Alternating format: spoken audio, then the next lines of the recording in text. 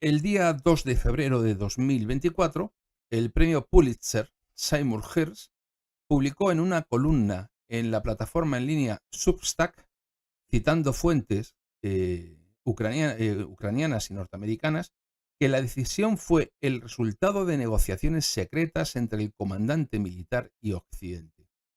Escribió lo siguiente: el deseo de Zelensky de despedir a su general al mando fue el resultado de que Zaluzhny siguiera participando directamente o a través de ayudantes en conversaciones secretas desde el pasado otoño con funcionarios estadounidenses y de otros países occidentales sobre la mejor manera de lograr un alto el fuego y negociar el fin de la guerra. Así que ya sabemos lo que había detrás de todo esto. Detrás de todo esto tenemos a Zaluzhny, que estaba siendo el instrumento de Occidente. Y cuando decimos Occidente ya sabemos de quién hablamos, de Washington. No era una casualidad y no se estaba moviendo por iniciativa propia. Y sigue diciendo Hersh: debemos reconocer la considerable ventaja que goza el enemigo en la movilización de recursos humanos y cómo se compara eso con la incapacidad de las instituciones estatales de Ucrania para mejorar los niveles de efectivos de nuestras Fuerzas Armadas sin recurrir a medidas impopulares. La situación de ruptura entre Zaluzhny y Zelensky asustó a muchos en Washington, que ya estaba debatiendo una estrategia para poner fin al conflicto con, comillas, con el fin de ultimar la acción militar y acordar un plan financiero para Ucrania. Se entiende que de reconstrucción. Como subrayó Hersh, algunos en el Pentágono y en la comunidad de inteligencia acogieron con satisfacción la evaluación de Zaluzhny como el comienzo de un proceso inevitable hacia la paz. Es decir, hemos perdido, hay que recoger cartas, lo que hemos roto y lo que no, ver cómo arreglamos esto y a otra cosa, y con la música a otra parte. Y Zaluzhny se prestaba a ese proyecto que trataba de ir abriendo camino a lo largo de este año hacia un proceso de negociación en el que obviamente se está admitiendo que no se van a recuperar las fronteras de 1991. Bueno, pues esta publicación añadió que al actual jefe de la inteligencia del Ministerio de Defensa del país, Kirill Budanov, se le ofreció el puesto de comandante en jefe de las Fuerzas Armadas,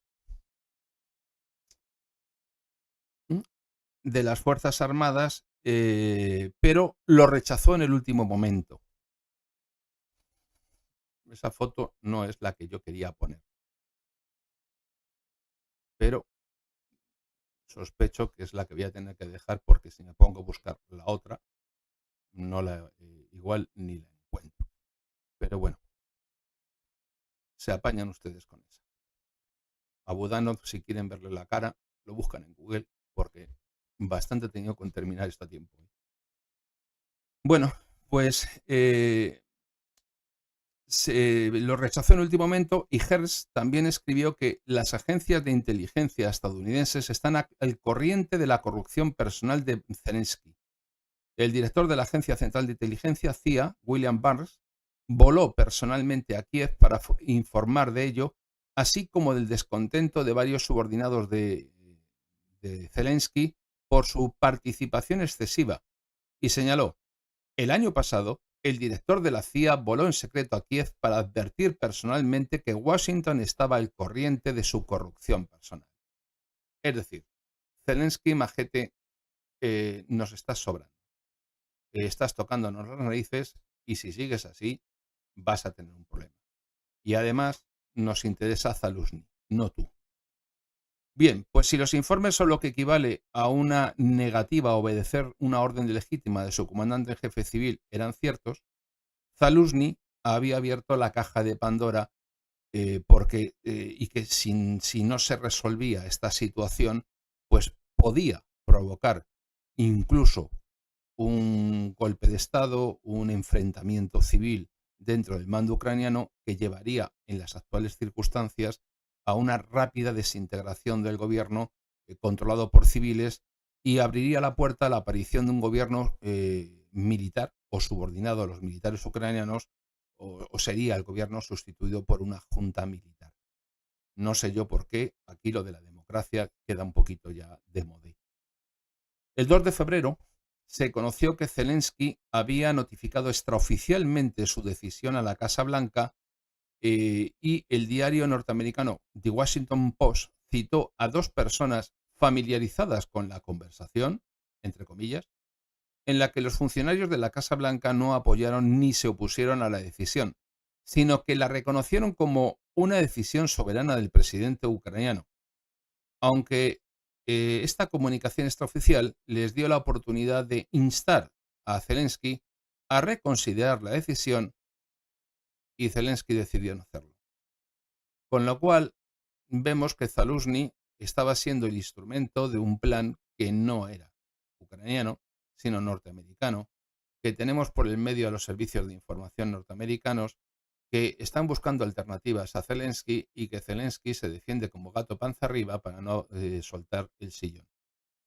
The Washington Post también señaló que en la reunión celebrada el 30 de enero, Zaluzhny argumentó que los nuevos reclutas eran necesarios para ganar terreno en el campo de batalla frente a la superioridad de Rusia en potencia de fuego y efectivos.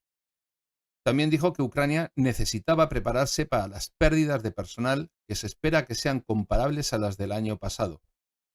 Zelensky se opuso a reclutar más soldados, en parte porque Ucrania carece de dinero para pagarles sin aumentar significativamente los impuestos a los ciudadanos, cosa que el volumen de dinero, si hablo de memoria, esto no lo tengo apuntado, pero creo que hice el último directo dedicado a la movilización, se calculaba que hablábamos de 1.300 millones de dólares. ¿De dónde van a pintar los ucranianos 1.300 millones de dólares? A lo mejor ahora, con lo que han sacado a los europeos, después de la cesión de Orbán, les da el dinero para ello. Desde luego, con el dinero norteamericano ni cuentan ni van a contar. Por mucho que hayan aprobado un plan de ayuda que no va a pasar de la Cámara, porque dominan los republicanos en la Cámara de Representantes y se lo van a tirar para atrás. Con lo cual, siguieron, y además dijo Zelensky que un reclutamiento tan agresivo sería políticamente impopular, y a él lo de ser más impopular ya no le viene nada bien. Citando fuentes próximas al presidente ucraniano, el Washington Post publicó que el presidente no cree que esta movilización masiva de hombres de entre 18 y 27 años sea deseable o esté justificada en este momento. Bueno, pues desde el punto de vista militar, obviamente, sí está justificada. La cuestión es si después esos nuevos reclutas van a ser instruidos, encuadrados, organizados, y no parece que en Estados Unidos a Zelensky le tengan en este momento mucho aprecio. A mí esta foto, que es del año pasado, de otoño, pues me parece muy llamativa. Parece que es el escolar delante del señor maestro que espera que le corrijan el examen. Bien, el 3 de febrero de 2024, nuevamente The Washington Post informó que el gobierno de Zelensky ya había informado a Estados Unidos sobre su decisión de sustituir a Zaluzhny, diciendo: la marcha de Zaluzhny, una de las figuras más populares de la sociedad ucraniana, podría afectar a la moral de las tropas y sacudir la confianza de los donantes occidentales mientras el ejército ucraniano lucha por defenderse del avance de las fuerzas rusas. Y el día 4 de febrero de 2024, hace 10 días, el presidente Zelensky confirmó que estaba pensando en sustituir al comandante en jefe de las Fuerzas Armadas de Ucrania como un reflejo de la nueva política ucraniana diseñada para hacer frente a la realidad de que sus tropas podrían perder frente a Rusia. Es decir, como estoy viendo que yo soy un obstáculo para alcanzar algún tipo de proceso de paz y que quieren colocar a este para pilotarlo, yo ahora cojo, cambio el disco, asumo lo que tenían pensado para este, y a ver si de esa manera me dejan seguir con el chiringuito y me quito de en medio a este tipo, que lo que va a hacer es discutirme la silla. Y en estos mismos días, una publicación de las redes sociales de Andriy Stempitsky, que es miembro fundador de las fuerzas paramilitares de Pravy Sector, del sector derecho, recientemente convertido en la 67 Brigada del Ejército Ucraniano, se muestra con el general Zaluzhny con una bandera del sector derecho. Bueno, es una bandera en sí no es una bandera del sector derecho, sino de la Organización Nacionalista Ucraniana de los tiempos de los años 40, ¿eh? Y el retrato de Stefan Bandera expuesto en la pared detrás de ellos. Y esta historia de Zelensky no es que tenga una historia muy bonita con sector derecho, muy agradable, no ha sido una historia romántica. Hoy que celebramos el Día de los Enamorados y de los Amigos, de la amistad y del amor, porque el jefe del sector derecho, Dmitry Yarosh, calificó en una ocasión a Zelensky de político sin experiencia que colgaría de algún árbol en Shatik, la calle principal de Kiev, si traicionara a Ucrania y a las personas que murieron en la revolución de Maidán y en el conflicto en Donbass. El significado del mensaje era clarito. Si Zelensky sigue adelante con su intento de cesar a Zaluzny del poder, entonces Zaluzny cumpliría la promesa de Pravi Sector de colgar al presidente como traidor. El hecho de que Zaluzny se alinease tan abiertamente con el Pravi Sector en la disputa, en la pugna con Zelensky, pues es algo que de alguna manera pretendía disimular el papel desempeñado por este sector derecho, pero tenía claro cuál era el mensaje. El desafío de Zaluzny a Zelensky y su alineación abierta con Pravi Sector como extensión de este reto, pues todo esto apuntaba a un futuro muy, muy problemático. Estamos hablando de poquitos días antes de hace exactamente pues 8 días, una semana.